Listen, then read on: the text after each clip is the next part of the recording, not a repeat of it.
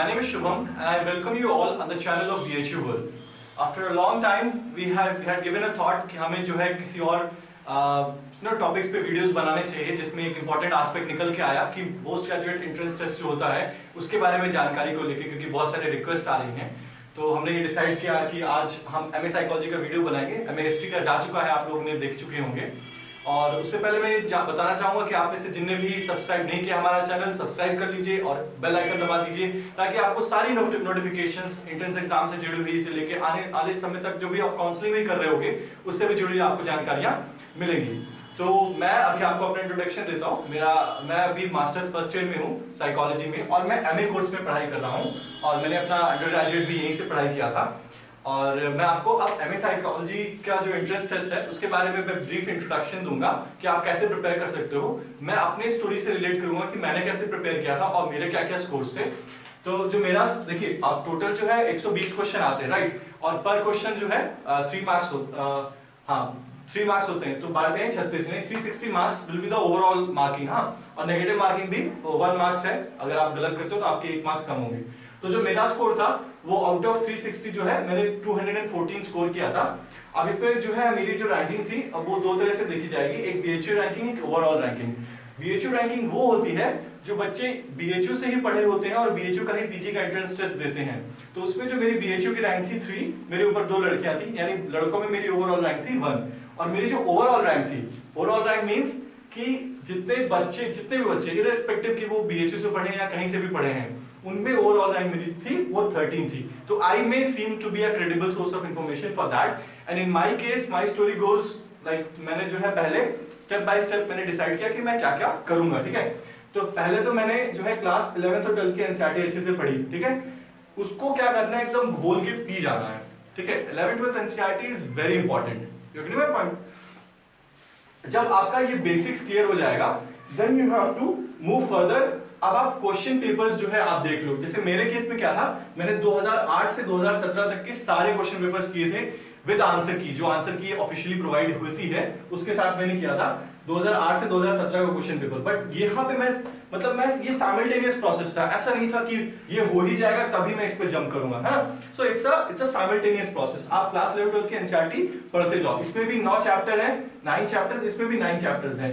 तो ये 18 चैप्टर है, आप 18 दिन में खत्म हो सकते हैं अच्छे से, और सक्सेसिव डेज में आप इसको और जल्दी खत्म कर सकते हो। ठीक है, तो when you feel that you hold this command, see if you are suppose आप किसी भी रिलीजन से हो और आप हर एक रिलीजन की एक होली बाइबल होती है ना, मतलब होली बुक होती है, सपोज क्रिश्चियन की बाइबल, तो आपने भले आप क्रिश्चियन हो, आपने बाइबल ना पढ़ी चलेगा, बट अगर आप अच्छे से एक फाउंडेशन बेस बना लोगे ना साइकोलॉजी एंट्रेंस टेस्ट के लिए तो अच्छा रहेगा। अगर नहीं करोगे तो you will have some sort of misunderstanding with regard to the concept. So this will serve as a Bible, you may see as a Bible for the entrance test. तुम्हारा एक बेस तैयार हो जाएगा। And simultaneously while maintaining and preparing for the base you will go through the question papers from जो भी available हो पाए। मेरे केस में I was fortunate यही था, तो मुझे अपने सीनियर्स से एक्सेसिबल था, तो मुझे 2008 से 2017 तक के क्वेश्चन पेपर्स अवेलेबल थे। अच्छा, अब जब मैंने क्वेश्चन पेपर्स देखा, मैंने एनसीईआरटी पढ़ी, तो मुझे लगा कि कुछ चीजें शॉर्ट आउट हो रही, कुछ मिसिंग हो रही, मेरे कुछ कंसेप्ट्स नहीं क्लियर होते, क्योंकि एनसीईआरटी तो भाई वो 11 12 के बच्चों के लिए पढ़ी है, मैंने जो है ग्रेजुएशन किया, मैं पीजी के लिए जा रहा हूँ। So for that the standard books comes to rescue. Okay, so अब जैसे कुछ टॉपिक्स होते हैं जो बहुत ही essential होते हैं। फॉर एग्जांपल से रिसर्च मेथड एक टॉपिक है ना, सोशल साइकोलॉजी का एक टॉपिक है, कॉग्निटिव साइकोलॉजी का एक टॉपिक है, बायोसाइकोलॉजी का एक टॉपिक है, वो ऑर्गेनाइजेशनल बिहेवियर का है। सो इससे भी जो क्वेश्चंस आते हैं, तो ये सारी चीज ऐसे नहीं हमें यहाँ पे मिल जाए। तो क्वेश्चन पेपर सॉल्व करते दौरान हमें ये महसूस हुआ कि इन चीजों की भी जरूरत है, तो हमने then comes the role of standard books for our rescue. So मैंने एक ही सिंह फिर देखी कुछ स्पेसिफिक टॉपिक्स के लिए। अब ऐसा नहीं, एक ही सिंह इतनी मोटी बुक है, हमारे पास समय कम है, हम कैसे उसको पूरा पढ़ सकते हैं। तो एक ही सिंह में मैंने कुछ सिलेक्टेड टॉपिक्स पढ़े, जैसे स्केलिंग टेक्निक्स का एक पूरा चैप्टर है, वो आप पढ़ लेना। रिसर्च मेथड्स में हाइपोथेसिस क्या है, हाइपोथेसिस टेस्टिंग क्या है, वेरिएबल्स कितने टाइप के होते हैं, है ना, और सैंपलिंग क्या है ना, ये सारे जो बेसिक टर्मिनोलॉजी उसको लेके आपके पास एकदम क्लियर थॉरो क्लियर अंडरस्टैंडिंग होनी चाहिए। टेस्ट कंस्ट्रक्शंस को लेके, वैलिडिटी, रिलायबिलिटी, इससे जुड़े जितने भी बेसिक कॉन्सेप्ट्स हैं ये आपके एक किस्म से क्लियर हो जाएंगे, दैट्स फॉर श्योर। आप और भी कोई बुक रेफर कर सकते हो, ये मैं अपना केस बता रहा हूं, मैंने क्या क्या रेफर किया था, तो इससे जो है ये चीज क्लियर हो जाएगा। अच्छा, यहाँ पे आप एक किस्म से ये हेल्प आउट हो जाएगा आपका। और आप क्वेश्चन पेपर सॉल्व ही कर रहे हो तो आपके डाउट्स बनते चले जाएंगे, है ना। तो क्वेश्चन पेपर में जो आपको क्या करना है, सारे टॉपिक्स आप नोट कर लो, है ना। कि मान लो सपोज आपके ओबी से ये क्वेश्चंस आ रहे हैं, कुछ क्वेश्चंस आप पाओगे कि वो रिपीट हो रहे होंगे, है ना। तो जो क्वेश्चंस आपके रिपीट हो रहे हैं ओबी के पेपर से या सोशल के पेपर से, वो आप इनको एक साइड नोट करते जाओ। और आप हेल्प ले सकते हो, मान लो अगर आपको कुछ स्टैंडर्ड बुक्स में नहीं मिल रहा है तो गूगल बाबा is always there to help you, isn't it. Google बाबा is there and apart from that पहला मेरा सजेशन होगा आप बुक्स को रेफर करना। In that case for social psychology you can refer Baron, ठीक है। For cognitive you can refer Sternberg and for biopsychology you can refer Pinel. Pinel is a standard book, masters में हम लोग पढ़ते हैं, but you no इतना expensive आपको नहीं पढ़ना, ये बात ध्यान रखना। And for OB Robbins. अब जैसे कुछ लीडरशिप थ्योरीज हैं, है ना, ओबी में कि यू नो ट्रांजैक्शनल लीडरशिप क्या होती है, सिचुएशनल लीडरशिप क्या होती है, तो ये सब बहुत यू नो कन्फ्लिक्टिंग होता है कि अच्छा हाँ ये कैसा है, कौन सा कंसेप्ट होता है। So for the conceptual understanding if you are going to refer the standard book then only it will be helpful. तो अगर आपको लीडरशिप पढ़ना है, स्टडी फ्रॉम द रॉबिन्स, और कोई माध्यम मत पढ़ना, आप रॉबिन्स से पढ़ लो, लीडरशिप आपका क्लियर हो जाएगा। रही बात बायो की, तो आप में से बहुत बच्चे जो कि साइंस बैकग्राउंड से होंगे, ये कभी भी +2 लेवल पे साइंस तो पढ़ी होगी, तो you must have a basic understanding, तो बायो आपका कर लोगे। रही बात कॉग्निटिव की, तो यू कैन रेफर स्टर्नबर्ग, देख सकते हो कि यू नो जो इंफॉर्मेशन प्रोसेसिंग मॉडल है, या जितने भी इस तरह के, आप पहले ऐसा करो सर्च मारो कि जितने भी कॉग्निटिव साइकोलॉजिस्ट हैं उनका नाम निकालो, ठीक है। तो मान लो जैसे स्टर्नबर्ग खुद ही एक साइकोलॉजिस्ट है, स्टर्नबर्ग ट्रायड थ्योरी है, और you know there are many psychologists who work on cognitive aspects, तो उनके आप लिस्ट निकालो और उनकी थ्योरी से उनको एसोसिएट करो। तो ये हो गया स्टर्नबर्ग का कॉग्निटिव, है ना। तो आप एक स्पेसिफिक पोर्शन जो आपको लग रहा है कि थ्योरेटिकल एस्पेक्ट्स आपका क्लियर नहीं हो रहा है, so you can cover that. And for the OB में आपको कोई भी डाउट होता है, use Robbins for the leadership issues, है ना। नेक्स्ट आपका आता है, अब आप इतना अगर आपने कर लिया है ना कि 11th 12th एनसीईआरटी देख लिया, क्वेश्चन पेपर देख लिया, एके सिंह और जो भी स्टैंडर्ड बुक्स आपने पढ़ने में देख लिया, उसके बाद आप देख लो एक बार बीएचयू का यूजी सिलेबस, वो आपको हम लोग लिंक में प्रोवाइड कर देंगे। बीएचयू का यूजी सिलेबस देख लो, और आप इतना करने के बाद आप देखो यूजी सिलेबस में जो चीजें हैं वो आपकी कुछ छूट तो नहीं रही हैं, मतलब ऐसा कुछ नया सा आपने, जैसे होता है ना हमारे यहाँ थर्ड ईयर में 2 सेमेस्टर्स होते हैं, 5th और 6th सेमेस्टर, उसमें कुछ हम लोग पेपर्स पढ़ते हैं। जैसे हमारे यहाँ पेपर है गाइडेंस एंड काउंसलिंग, आपके यहाँ शायद नहीं होगा, आपके यहाँ गाइडेंस एंड काउंसलिंग की जगह हो सकता है फॉरेंसिक साइकोलॉजी पढ़ाया जाता हो। मेरे कुछ फ्रेंड्स हैं जिन्होंने अपनी जगह पढ़ा था, गाइडेंस एंड काउंसलिंग नहीं पढ़ा था, तो हो सकता है हमारे यहाँ गाइडेंस एंड काउंसलिंग से भी क्वेश्चन पेपर आए, है ना। तो उसके लिए आपको मैं स्पोर्ट्स साइकोलॉजी या गाइडेंस एंड काउंसलिंग के लिए अलग से कोई बुक नहीं रेफर करूंगा।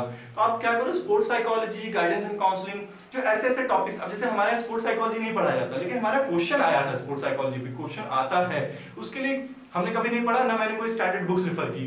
यू एट टाइम्स ऐसा नहीं होता है कि आप सब कुछ पढ़े ही हो तभी आप क्वेश्चन कर पाओगे, you have to apply your common sense, you know brain, जो कि वर्क करेगा आपके पास एक्सपीरियंसेस के बेसिस पे, जो आपने लर्न किया होगा, जो आपने सीखा होगा, getting my point. So there your you know thorough understanding of the conceptual aspects will comes to your rescue.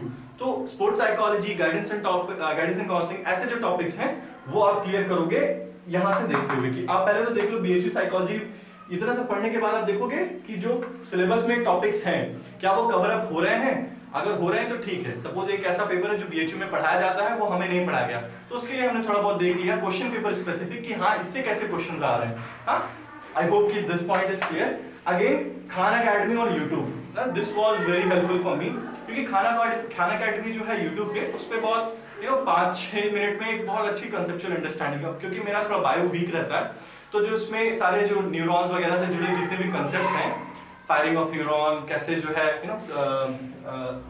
कैसे सारे कंसेप्ट्स हैं, उसमें न्यूआंसेस हैं, वो मैंने खान अकेडमी से क्लियर किए थे। तो Khan academy on YouTube will be helpful for some portion. At the end for books for clarity on specific concepts, जो मैंने यहाँ पे ये ऑलरेडी एक्सप्लेन कर दिया है, and at the end Google बाबा will be there for your rescue. तो ये था मेरा, दैट वाज माइन, है ना। जैसे मैंने बोला कुछ टॉपिक्स जो हमने नहीं पढ़े थे यूजी में, वो भी अगर आए तो वो हमने क्वेश्चन पेपर स्पेसिफिक बेसिस पे हमने तैयार कर लिया था, वो हमने प्रिपेयर किया। उसके अलावा मैंने ये जितना मैंने आपके सामने लिखा, इसके अलावा मैंने कुछ भी नहीं पढ़ा, कुछ भी बाहर से ऐसा कुछ नहीं किया। मैं यूजी में भी ठीक ठाक पढ़ाई की थी, तो अगर आपके साथ भी ऐसा ही, आपने भी अच्छे से यूजी में पढ़ाई की होगी, और इस बेसिस पे मुझे लगता है कि अगर आप कर लोगे, इससे ज्यादा कुछ नहीं पढ़ने की जरूरत है, दैट्स फॉर श्योर।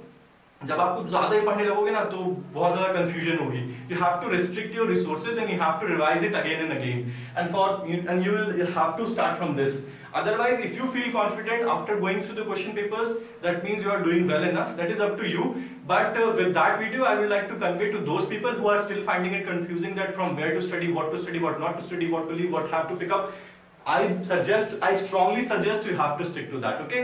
So ये सारी चीजें हैं. अच्छा, इसमें एक important बात, जो हमारी क्लासेस चलती हैं MA और MSc साइकोलॉजी की, हमारा एंट्रेंस टेस्ट भी एक ही होता है, हमारी क्लासेस भी एक चलती हैं, हमारा एग्जाम भी एक ही तरह होता है, सब कुछ सेम है, बस लास्ट में जो डिग्री डिस्ट्रीब्यूशन होता है.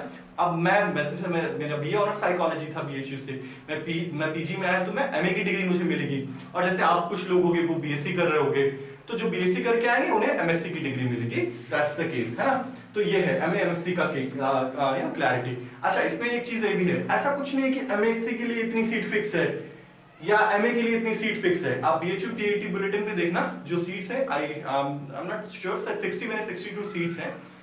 सो ऐसा नहीं है कि उन सीट्स में, जो भी सीट्स हैं, you must clarify on your own, उन पर्टिकुलर सीट्स में ऐसा नहीं कि MA के लिए इतनी सीट्स रिजर्व है, MSc के लिए इतनी सीट्स रिजर्व है. जो बच्चा मेरिट में आ जाएगा, जितने बच्चे मेरिट में आ जाएंगे वो उतनी सीट्स को सिक्योर कर लेंगे, है ना.